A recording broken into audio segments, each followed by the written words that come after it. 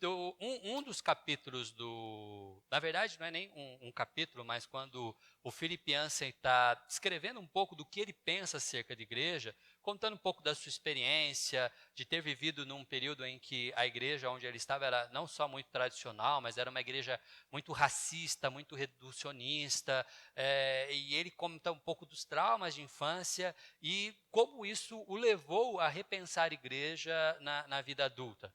Num outro livro, não é esse aqui, o Maravilhosa Graça, ele diz que deixei a igreja por encontrar pouca graça ali.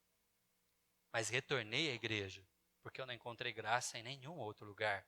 A igreja é um projeto de Deus. Deus pensou na igreja. Deus sempre quis que o homem, que o ser humano, se relacionasse para o adorar, para ter contato com ele, para ter algum relacionamento com ele em comunhão, em comunidade. Esse sempre foi o desejo de Deus e sempre ele quis que fosse assim.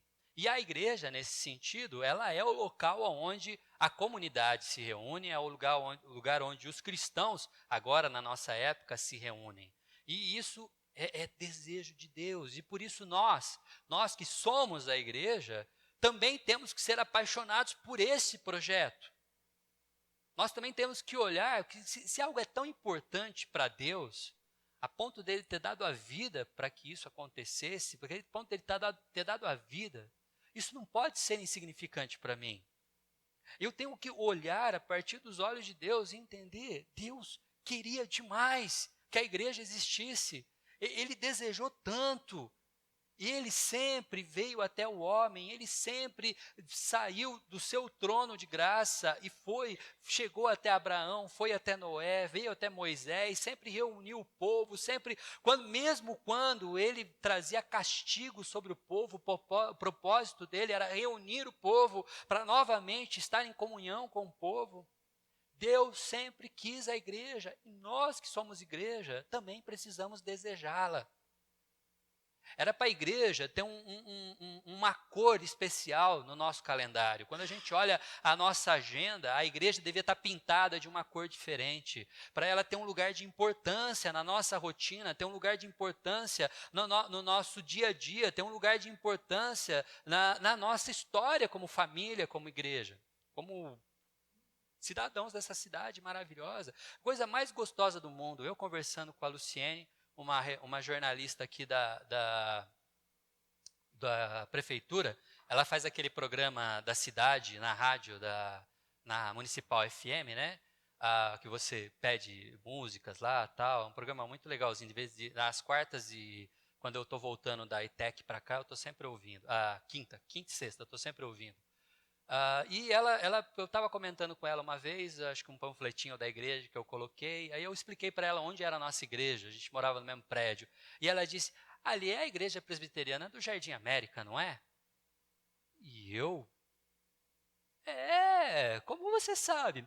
Meus pais, uma vez, quando eu era criança, ela é católica, né? Meus pais, uma vez, quando eu era criança, foram convidados para ir numa comemoração que teve aqui na igreja. E ela veio quando criança aqui, com os pais dela, para uma comemoração. Eu nem lembro o que era, uma festa, alguma coisa. E os pais delas foram convidados e vieram. Ué, convidou, veio. Ué, que maravilha. E vieram no culto. E ela veio aqui, assistiu a um culto e guardou isso na memória, na infância dela. Uma pessoa que veio aqui uma única vez, guardou isso na memória. Imagine a gente que convive. Imagine alguns de vocês que lembram, talvez tenha a figura, a imagem aí na cabeça de como era esse terreno, essa esquina aqui. Como que era a fachada do antigo... Aqui tudo bem, a gente tem foto, né? Mas como que era a entrada do antigo templo? Como que era o terreno da casa pastoral antes de construir? Como que era a laje quando só tinha a parte de baixo do salãozinho construído aqui? Ou quando a gente estava aqui embaixo mexendo aqui no final de semana e alguém estava me contando por causa da festa que a gente teve semana passada e que se você não veio, perdeu e devia estar lá no seu calendário, tá? Com uma cor bem bonitinha, você não veio, estou chateado. Bom, voltando aqui. Quando estava aqui, aí falou, não, pastor, sabe esse lajotão daqui? Na época não tinha muito dinheiro, então comprava o lajotão inteiro, cortava em dois e fazia duas folhas para colocar no piso, para aproveitar bem. E eu falei, puxa, olha cada memória que a gente tem. Isso é a história da igreja sendo contada na sua vida. Como não ser apaixonado por isso? Como não olhar os livros, não olhar as histórias, as fotos do passado e não se emocionar com a nossa igreja local, com aquilo que nós fazemos, aquilo que nós produzimos? Temos sim que ser apaixonados por essa igreja, apaixonados pelo que a gente faz, apaixonados por aquilo que essa igreja faz, como ela se comporta, onde ela está. A gente tem que ter a coisa mais, assim, gratificante quando eu encontro pessoas e dizem: nossa, eu vi a igreja agora tem um aplicativo, agora está tão fácil. Nossa, eu já recebi notificação aqui hoje. Ou às vezes me manda o print da tela. Eu recebi um monte de print de tela do aplicativo. Todo mundo instalou e mandou print para mim, né? E eu fico feliz, pode mandar, não fico chateado não. Pode mandar que eu fico feliz. Porque eu estou vendo a igreja se movimentando. Eu entrei essa semana para ver o espectro do comportamento do aplicativo. Eu entro lá para ver, né? Vocês sabiam que só essa semana o nosso aplicativo teve mais de 300 acessos? Tudo bem, eu sozinho devo ter tido 120, né? Mas cada vez que a gente entra e clica lá numa coisa, ele vai notificando os acessos. Mas eu fico feliz, porque a igreja está se movimentando. E na semana passada, olhando para a igreja e para aqueles que são apaixonados e devem ser apaixonados para a igreja, nós vimos a primeira preocupação dos cristãos que fazem parte dessa igreja. Que ao entrar para a igreja, ao entrar na igreja, o que nós fazemos? Nós olhamos. Para onde a gente olha? Ai, gente, semana passada, vai, tá lembrar, né? Não lembro. Para cima, obrigado, Dirceu. Os teens, tá todo mundo, ó, de olho nos seis, tá? Achei que eles eram primeiro. Pastor, a gente olha para cima. É para cima. Quando a gente entra na igreja, quando a gente está na comunidade, nossa primeira preocupação é olhar para o alto. Nós existimos por causa de Deus. Nós existimos por causa dele. Estamos aqui para o adorá-lo. Não estamos aqui por causa de nós. Você não está aqui por sua causa. Você não está aqui por minha causa. Você está aqui por causa de Deus. O sentido da Igreja Presbiteriana do Jardim América é glorificar a Deus. O sentido de nós, presbiterianos, que estamos fazendo aí 160 anos de história no país, é glorificar a Deus. Isso foi semana passada. Hoje, nós vamos ver uma outra perspectiva. Quando fazemos parte de uma igreja, entramos numa igreja e nos reunimos como igreja, nós também olhamos ao redor. É preciso estar olhando ao redor. Olhamos para o lado. Olhamos para aqueles que estão à nossa volta. Nenhum lugar na sua vida você se encontra com gente tão diferente de você. Em nenhum outro momento da sua vida você se relaciona com pessoa tão diferente de você. Nós temos pessoas que talvez não tenham concluído o ensino médio. Nós temos pessoas que já são graduadas, estão fazendo mestrado ou já fizeram. Nós temos pessoas que não têm uma qualificação profissional precisa. E temos pessoas que são empresários. Nós temos pessoas que vão passar o final de semana prolongado aqui em Santa Bárbara. E temos pessoas que estão na Itália, passeando. Pessoas diferentes, distintas. Pessoas de classes sociais diferentes, pessoas de raças diferentes, multiculturais, somos multiculturais, pessoas de faixa etária diferentes, por isso a gente aqui no culto, a gente canta cânticos comuns, cantamos hinos, é pouco, temos que cantar mais hino, todo mundo cobra este de mim, vamos cantar mais hino, tem que ensaiar hino, né? Vamos cantar hino, porque temos faixas etárias diferentes, cantamos cânticos de criança, porque somos diferentes, porque somos assim diversos. Deus nos fez assim. E o Philip Yancey, ele conta, eu não gosto de ficar narrando o livro, mas essa parte é boa, então eu vou me dar o direito de só trazer um pedaço do que ele fala. Ele fala um pouquinho no período que ele estava procurando uma igreja. Ele estava à busca por uma igreja, porque ele é escritor, ele às vezes muda, está em lugares distintos e ele precisava mudar. E aí ele está, então, atrás de uma igreja, buscando uma igreja. E nessa busca, ele confessa que ele procurava pessoas parecidas com ele. Porque ele está acostumado a lidar com pessoas de classe social parecida com a dele, que dirigem carro parecido com o dele, que frequentam os mesmos esportes que ele faz, o mesmo clube que ele faz, pessoas parecidas com ele. Quando ele está com essas pessoas parecidas com eles, que igreja você vai? Onde que é a igreja que você está? E aí ele ia fazendo, né, visitas para tentar encontrar uma igreja onde ele se sentisse bem. Ele procurava uma igreja onde ele se sentia acolhido, cantava uma música que era do jeito que ele gostava, o povo se comportava de um jeito que ele estava acostumado, as orações aconteciam do jeito que ele estava acostumado. E, bom, assim era a história dele e como ele estava. E aí então ele escreve no livro dele o momento em que ele começa a frequentar uma igreja que de fato não era nada parecida com ele. O povo dessa igreja ela ficava bem entre uma divisão em Chicago, entre uma região onde o nível social era muito baixo, e ele faz até uma renda per capita, para a gente ter ideia. Um lado da igreja, um membro da igreja frequentava um lugar, eram de pessoas que tinham uma renda média de $50 mil ano. Pessoas que vivem mais ou menos com R$400 mil por ano. É uma renda alta quando a gente compara com o Brasil. O outro lado da cidade, que frequentavam a igreja, a renda per capita era de $3 mil por ano. É bem mais baixa. E essas são as pessoas que estão ali na igreja. Gente totalmente diferente. E aí ele diz que quando ele começou a frequentar a igreja da Rua La Salle, essa igreja, eu me conformava que a igreja era uma disciplina espiritual necessária. Assim, ele chegava, sentava para ouvir o culto, e ele estava acostumado com aquele momento de reflexão do início do culto. Aquele momento em que ficava tocando um órgão de tubo, tocando lá Jesus, a alegria dos homens, tal, e ele ficava lá em estado de contemplação. Mas lá na La Salle, quando ele chegava na igreja, estava um fuzuê com a criançada para lá, para cá, tinha gente conversando, a mulher de trás estava tricotando, e era aquela coisa assim, ele não conseguia se concentrar. Então ele contava até 10 e falava: Deus, isso é um exercício espiritual. Eu tenho que estar na igreja, então eu preciso suportar, eu vou ficar aqui.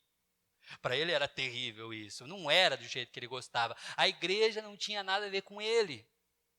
Alguns irmãos se pareciam com ele, mas a maioria não.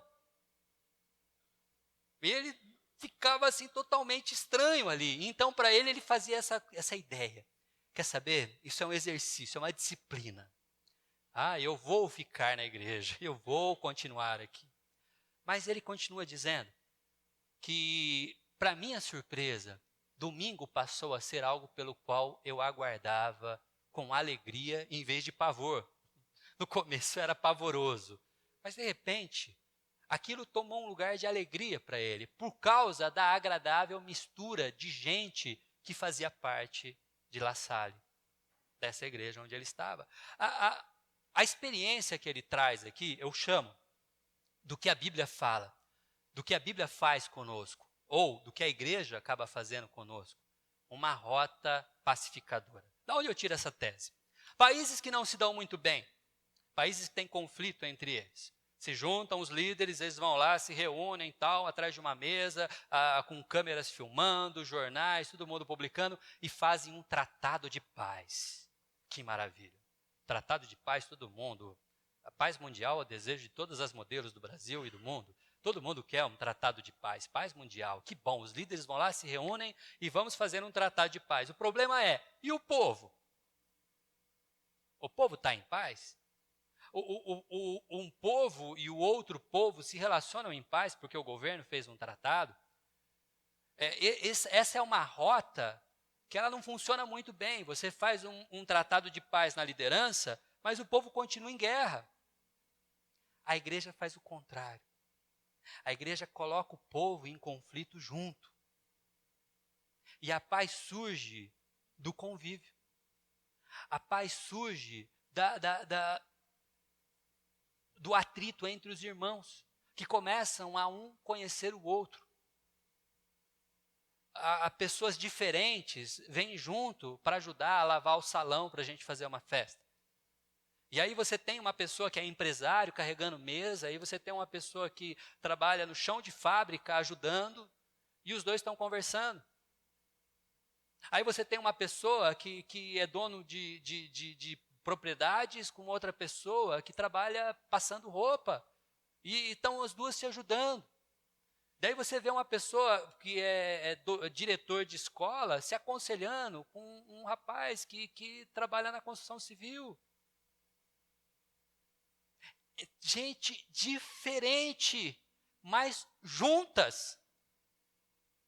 Gente diferentes ocupando o mesmo espaço, gente diferente dividindo o dia a dia da igreja, da comunidade, junto participando, experimentando, se relacionando. E isso é o que a igreja propõe, e é exatamente essa maravilha que Deus fez, porque foi Ele quem nos fez diferentes.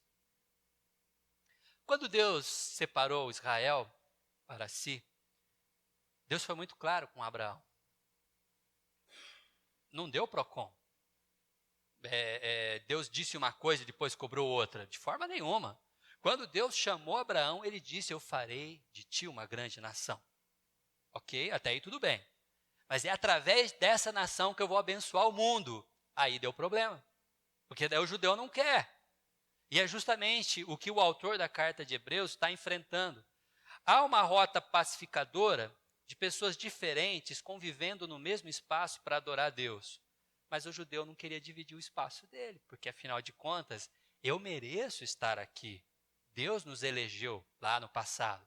Agora chega esses caras aí que estão falando que Jesus Cristo morreu por todo mundo, então é todo mundo igual. Peraí, eu tenho sangue azul. Dá uma olhada de onde eu vim.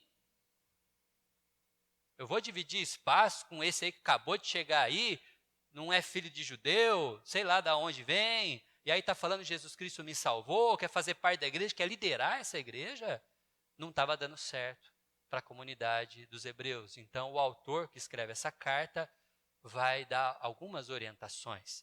E essas orientações que nós vamos compartilhar essa manhã. O capítulo 10 todo já faz uma chamada à atenção, porque o autor ele já vem tratando, ele já vem conversando a respeito daquilo que Cristo fez pela igreja. E ele vai dar sequência à sua tese a partir do versículo 19, concluindo o que ele já tinha falado. Tá bom? E eu vou repetir algumas dessas coisas, algumas ele mesmo, o autor, vai relembrar aqui, mas quando eu estiver descrevendo esse texto, eu vou falar algumas dessas coisas que ele está lembrando. Mas acompanhe comigo essa leitura, olha só. Portanto, irmãos, temos plena confiança para entrar... começar de novo. Portanto, irmãos, temos plena confiança para entrar no Santo dos Santos, pelo sangue de Jesus, por um novo e vivo caminho, que ele nos abriu por meio do véu, isto é, do seu corpo. Temos, pois, um grande sacerdote sobre a casa de Deus. Sendo assim, aproximemo-nos de Deus com um coração sincero e com plena convicção de fé, tendo os corações aspergidos para nos purificar de uma consciência culpada e tendo os nossos corpos lavados com água pura. Calma, o autor está sendo bem teológico, eu já vou traduzir tudo isso para vocês. Apeguemo-nos com firmeza à esperança que professamos, pois aquele que prometeu é fiel. E consideremo-nos uns aos outros, para incentivar-nos ao amor e às boas obras. Não deixemos de nos reunir como igreja, segundo o costume de alguns, mas encorajemo-nos uns aos outros ainda mais, quando vocês veem que se aproxima o dia. Amém? Vamos ter uma palavra de oração? Eu ia pedir para o nosso irmão Carlinho, está aí? O Luiz Fernando, está aí? Faz uma oração para a gente, Fernando, por favor.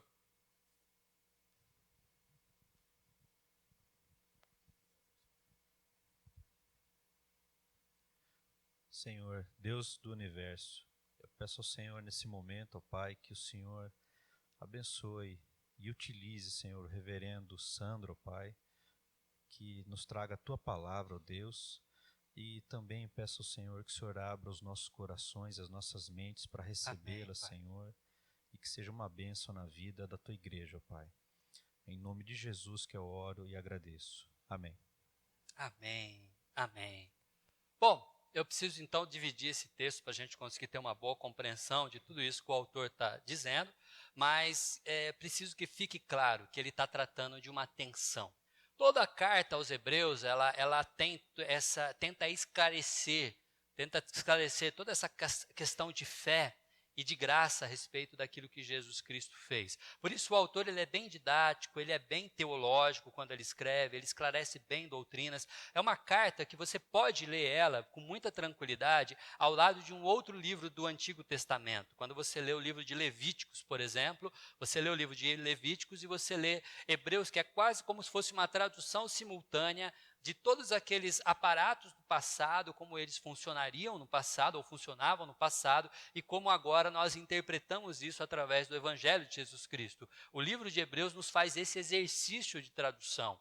Ele nos ajuda a compreender. Aqui, nesse exato momento, nós estamos falando a respeito de judeus, e quem faz essa percepção não sou eu apenas, mas o João Calvino, reformador do século XVI, é quem, trabalhando o texto de Hebreus e trabalhando justamente o capítulo 10, tem convicção plena de que o autor, e na verdade ele chama até de apóstolo Paulo, porque Calvino foi Paulo quem escreveu Hebreus. Ele diz, Paulo aqui nitidamente está tratando de uma confusão e de um conflito eminente entre judeus convertidos ao cristianismo e gregos e outros povos não judeus convertidos também ao cristianismo. Toda essa turma, os judeus e não judeus, estão juntos, no mesmo lugar, numa mesma comunidade, adorando a Deus. E para Calvino, então, o apóstolo Paulo, que seria o autor, está tratando justamente desse conflito, trazendo ensinamentos para essas pessoas, para todos eles, que se sentem tão diferentes e estão no mesmo lugar. É muito diferente a maioria das igrejas. Todas as igrejas são compostas por pessoas diferentes. Somos diferentes. Pensamos diferentes. Temos gostos diferentes. Temos opiniões diferentes. Temos posturas diferentes diante de cada situação. Porque viemos de lares e culturas totalmente distintas uns dos outros. Alguns mais parecidos, alguns torcem para o mesmo time de futebol, outros gostam do mesmo tipo de comida, todos os homens gostam de churrasco, mas fora isso, a gente tem todo um monte de diferença entre uns e outros. E é um pouco disso que está tendo aqui nessa carta. A primeira coisa que a gente vai aprender com o autor que escreveu aos Hebreus, quando nós olhamos ao redor, a gente precisa perceber que, e aqui eu estou colocando tudo na primeira pessoa, tá? Porque eu quero que você reflita assim mesmo, de propósito, tá? Não fui eu quem consegui tudo que foi feito aqui nessa igreja. Eu não sou o autor. Não sou eu quem promoveu. A gente está imaginando aqui Jó, diante de Deus, querendo se justificar, ou querendo que Deus dê alguma justificativa por ele estar sofrendo, e aí Deus vira para Jó e fala assim, vem cá, onde você estava quando eu criei tudo isso? Ô Jó, onde é que você estava? E aí Jó dá aquele passinho para trás, então, né Deus, sabe como é que é? Deus sabe o que está fazendo, mas quando a gente olha para a igreja, há talvez uma intenção de, com o tempo, a gente começar a achar que a gente, por minha causa, não é você quem conseguiu isso aqui. Não foi você quem conseguiu reunir a igreja, não foi você quem chamou a igreja, não foi você quem sonhou com a igreja, não foi você quem criou a igreja.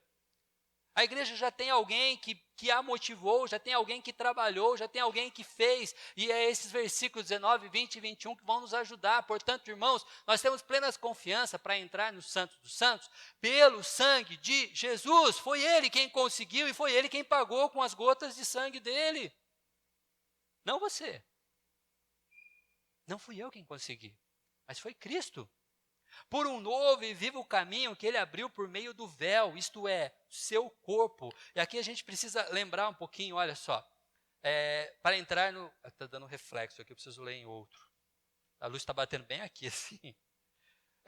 Portanto, irmãos, temos plena confiança para entrar no Santo dos Santos, que era uma região onde apenas o sacerdote podia entrar. E outra, ele não entrava sempre, ele entrava algumas vezes, e entrava com medo, porque a verdade é que ali no Santo dos Santos, diante da presença do Deus vivo, muitos desfaleciam, Então eles criavam adornos, recursos, para saber que o sacerdote estava vivo. E eles chegavam a amarrar uma corda, porque se o cara morresse ali, ninguém podia entrar para tirá-lo do Santo dos Santos. Ele era puxado para fora. Então, ali, esse medo que havia de uma eminência de encontrar o Santo dos Santos, e eu não resistir à sua santidade e perder a vida, é traduzido agora pelo autor da carta: tenha plena confiança para poder entrar, fica tranquilo, não tem mais barreira. A outra coisa que ele traz para a gente, com uma figura do Antigo Testamento, é o véu. O véu era algo que separava os santos dos santos de um ato anterior. Até onde as pessoas poderiam ir? Até o véu. O véu se abria e apenas o sacerdote entrava. Mas agora, Cristo, ele, o próprio corpo, o véu, rasgou. E não há mais nenhuma separação. Ou seja, o Santo dos Santos não é mais um local restrito lá em Israel, no templo. Você pode levar o templo até para a cidade de São Paulo, mas não é, porque Jesus rasgou. Não tem mais esse limite, não tem mais uma limitação física, uma limitação geográfica, mas não foi você quem conseguiu isso, foi o próprio Cristo. Quando nós olhamos ao redor e vemos pessoas em comunhão, lembra que não é você quem as reuniu, foi Deus quem as reuniu. Então, quando a gente às vezes fica irritado, porque a gente não é parecido com a gente faz diferente da gente, a pessoa é muito diferente do nosso jeito de cantar, do nosso jeito de bater palma, do nosso jeito de dançar, do nosso jeito de andar, do nosso jeito de agir, do nosso jeito de pensar. Lembra, foi Deus quem reuniu vocês todos diferentes no mesmo lugar, não foi você. Não é fruto da sua conquista, mas fruto da conquista de Cristo, que Ele fez. Então, nós temos agora um sacerdote sobre a casa de Deus, um único e eterno sacerdote, que é Cristo, Senhor. Então, lembre, estamos juntos. Não por causa do que você fez, mas foi Cristo quem fez. E Ele quem fez, e Ele quem providenciou. Uma segunda coisa que a gente percebe olhando ao redor é que, a partir dessa realidade, você não pode esperar um dia de festa, um dia festivo, um dia especial, o domingo da ceia, o dia do Pentecostes, como o povo fazia, para se reunir e encontrar com Deus. Antigamente, você tinha sinagogas onde as pessoas iam para aprender, as pessoas tinham mais instruções, era mais momento de didaquê, um momento de aprender, era um momento de estudo, mas o tempo de adoração era restrito e não acontecia com frequência. Quando haviam os dias especiais da Páscoa, do Pentecostes, dos tabernáculos, todas as festas que tinha, o povo fazia grande caravana, e ia, e cantava os salmos de discada, os salmos de romaria. Você tinha toda aquela moção que o povo fazia, porque estavam indo para adorar a Deus, mas isso era tão poucas vezes. Agora que o templo foi aberto, agora que o véu foi dilacerado, agora que não há mais impedimento, e nós podemos ter o privilégio de estar em comunidade adorando a Deus. Pergunta: experimenta ir para o litoral com os seus filhos e chegar lá no litoral às 7:30 da manhã. E aí você, mãe, com todo o seu carinho materno, você, pai, que hoje é seu dia, vai virar com toda a sua áurea contemplativa de pai, dizer para o seu filho, seus filhos todos, né? Imagina o Vanderlei com todos os 5 dentro da van, né, para descer na praia, todo mundo ali esperando, 7:30 da manhã, e você vira: olha, estamos cansados da viagem, nós vamos todos agora dormir, e depois a gente vai para a praia. E aí, vai funcionar? Vai dar certo? Dirceu, quando o Vitor e Vinícius eram pequenos, dá para fazer isso? Agora até já chegam dormindo, né? Agora já emendam um sono, né? Mas quando era pequeno, não dá. Agora você imagina, esse povo que podia de vez em quando pisar o dedinho na água. Raramente podiam estar no templo. Viam Deus como algo quase que inalcançável, porque tinha o sacrifício, tinha o Santo dos Santos, o sacerdote devia aparecer como aqueles monitores de autoescola que não vai com a cara da gente nunca é aprovado no exame depois, porque eles olham feio para a gente, e aí o sacerdote olhou feio para mim, e agora, será que ele vai levar a minha oferta? E você volta com aquela dúvida, será que deu certo? E agora, será que Deus me aprovou? Será que Deus me aprovou? E de repente você agora está livre. A praia está em frente, pula na água, meu filho, vai nadar. E é isso que o autor está dizendo. Sendo assim, agora que não tem impedimento, aproximem-se de Deus com um coração sincero, pleno, porque o sacrifício já te limpou de uma vez, não existe peso. O texto vai trazer uma palavra aqui muito legal, com um coração convicto de fé, tendo o coração aspergido para nos purificar de uma consciência culpada. Você já teve consciência culpada de ter feito alguma coisa? Imagina quando você está lá na escola e você colou o trabalho da internet, copiou e colou, e o seu professor começou a te elogiar tanto, e aí você, caramba, e agora eu conto, não conto, o trabalho não é meu, não devia ter feito isso, né? E aí ele te elogia, aí ele fala assim, olha, quer saber, eu vou publicar o seu trabalho na página da escola, para todo mundo. Você fala, não faz isso, professor, por favor. Não, mas eu preciso mostrar isso, porque ficou tão lindo, precisa ser uma tese de mestrado, isso aqui. Pior que é uma tese de mestrado mesmo, mas não é minha. É coisa feia, não faz isso não. Mas a gente não fica com um sentimento de culpa depois, né? Não tem mais. Não tem sentimento de culpa. As pessoas iam adorar a Deus com culpa no coração. Mas não tem mais impedimento. Então, eu tenho que me aproximar de Deus, sim. Só que tem um detalhe, Paulo, ou o autor ao Hebreus, eu estou com João Calvino, para mim foi Paulo mesmo, tá? Mas como não há certeza, então a gente fala o autor ao Hebreus, ele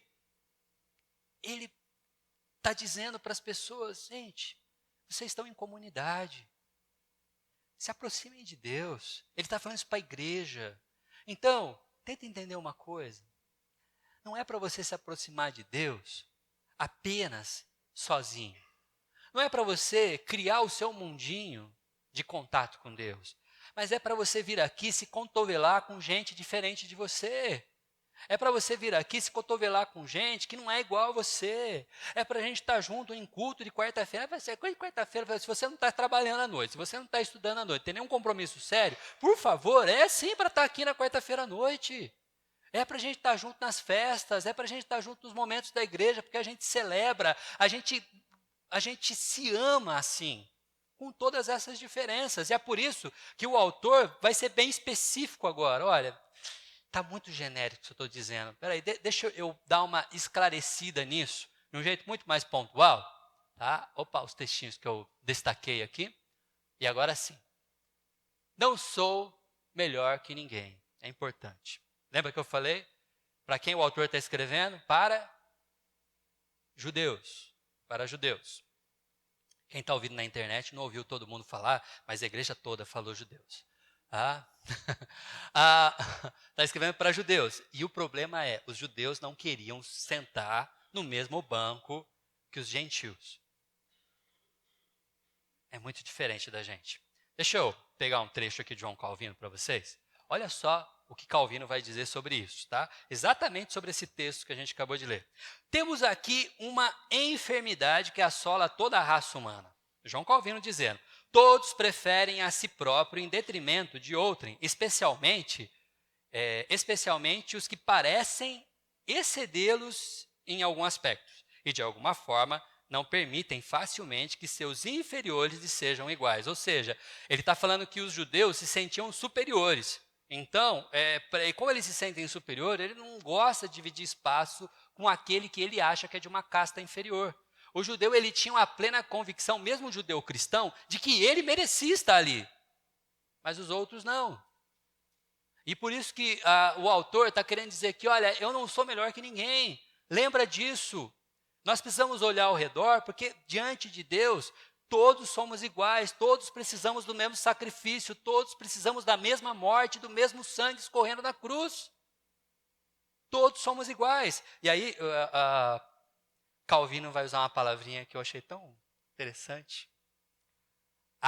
Do verbo haver, há tanta rabugice em quase todos esses indivíduos, que estando em seu poder, de bom grado, fariam, olha que absurdo,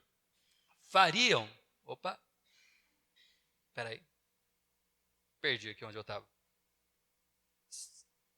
Fariam para si suas próprias igrejas, porquanto se torna difícil acomodarem-se aos modos de tantas das demais pessoas. É incrível, Calvino escreveu isso no século XVI. Parece uma realidade. Você conhece, por acaso, um povo que, quando não consegue conviver um do lado do outro, tem uma nova visão, tem um novo chamado, e aí abre, né, a igreja do lado da outra, porque não consegue partilhar da mesma visão. Então, Deus me deu uma visão diferente, e aí abre uma outra comunidade. No tempo de Calvino isso não era comum. A igreja era considerada paróquia, na verdade. Ela abrigava uma região, e todo mundo daquela região ia para a paróquia. E acabou. Não tinha a paróquia renovada do lado da igreja de Calvino, era uma só. E aí quem não gosta, quem acha que é desse jeito, daquele outro jeito, vai todo mundo junto e todo mundo adora junto, todo mundo convive junto, está todo mundo junto no mesmo balaio. E assim a gente aprende e cresce junto. João Calvino está quase fazendo uma profetização, quase que profetizando o que iria acontecer nos dias de hoje. Porque hoje você passa por várias igrejas até chegar na igreja onde você se sente bem. Queridos, não deveria ser assim. A gente deveria estar numa igreja. Sim, porque entendemos que Deus nos quer ali. E acabou. Simples assim. Mas eu não gosto do jeito de falando. Tudo bem.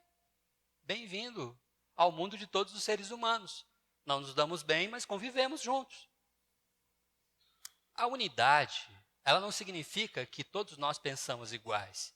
E a diversidade não deve significar que devemos ser isolados e separados uns dos outros.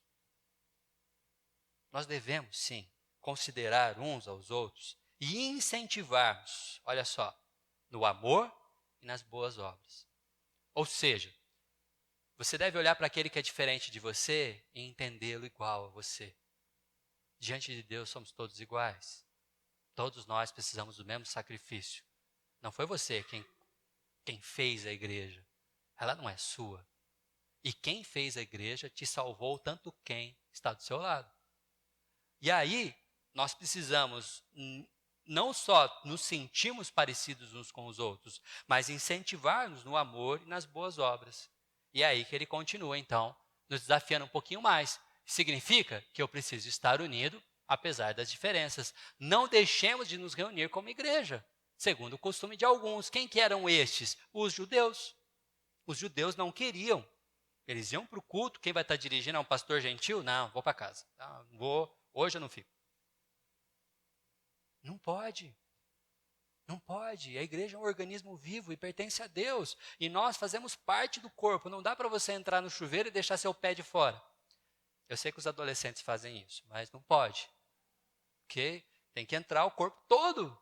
E assim é a igreja toda. Bom, e não só nos reunimos, como igreja, eu gosto dessa, porque ele não fala apenas nos reunir, mas reunir como igreja. Percebe a diferença sutil dessa palavra? Você pode se reunir como um grupo social, reunir como o pessoal que joga futebol, reunir para uma churrascada, reunir para várias coisas. Mas nós não podemos nos deixar de nos reunir como igreja, como comunidade que adora, como comunidade que ensina, como comunidade que discipula, como comunidade que serve, como comunidade que abençoa vidas. Deus nos convida a nos reunirmos como igreja. Como nós fazemos isso? Através do culto.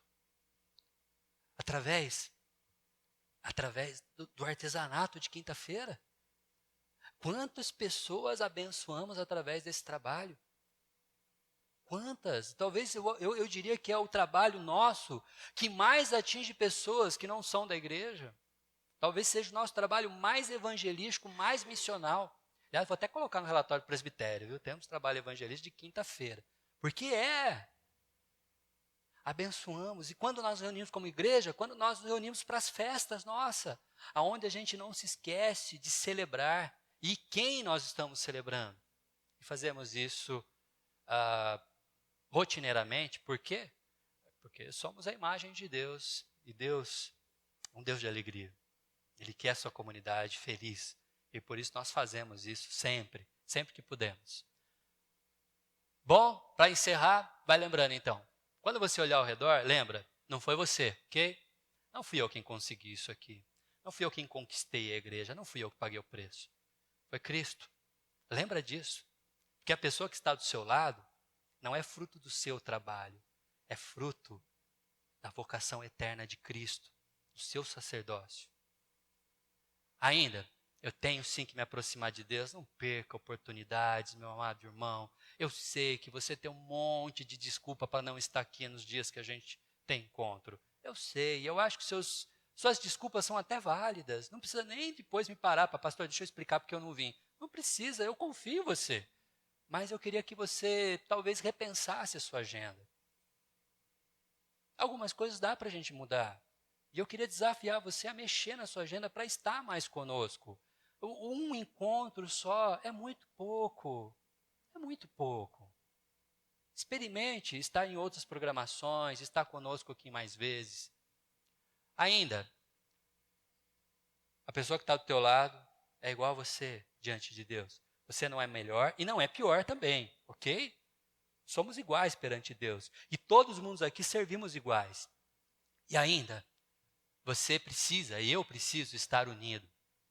Mesmo que a gente esteja lá naquela primeira fase do Filipiense, entendendo que a igreja é um exercício espiritual. Eu preciso sofrer um pouco, porque eu não gosto, mas eu estou aqui. Fazer o quê, né? Não. É melhor que isso. Pode ter certeza, com o tempo você vai sentir prazer. Com o tempo esse vai ser o momento esperado. Com o tempo nós seremos como as crianças são. Quando elas acordam cedo, hoje é dia de escola dominical, hoje é dia de ir na igreja. Como é bom quando as crianças acordam e tiram a gente da cama para esses momentos. E a gente está lá, filhão, vamos ficar hoje, tem corrida na televisão, vamos aproveitar. Não, hoje tem classinha, hoje vamos passar brinde, hoje vai ter um painel para a gente tirar foto com os pais, e você tem que vir trazer a criança. Mas, como o autor termina, ainda mais, quando vocês vêm, que aproxima o dia. Sabe por que nós precisamos ser igreja? Porque a nossa convicção é de que se aproxima o dia. Cristo não salvou a mim, a você, e nos deixou aqui para apenas ficarmos aqui.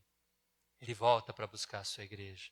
Ele volta para nos salvar, para nos levar para a sua eternidade. Salvar ele já nos salvou na eternidade passada, mas o fato é, ele vem para buscar a sua igreja. Ele vem, Maranata. Essa é a convicção que eu tenho. E eu quero que você tenha essa convicção também. Amém?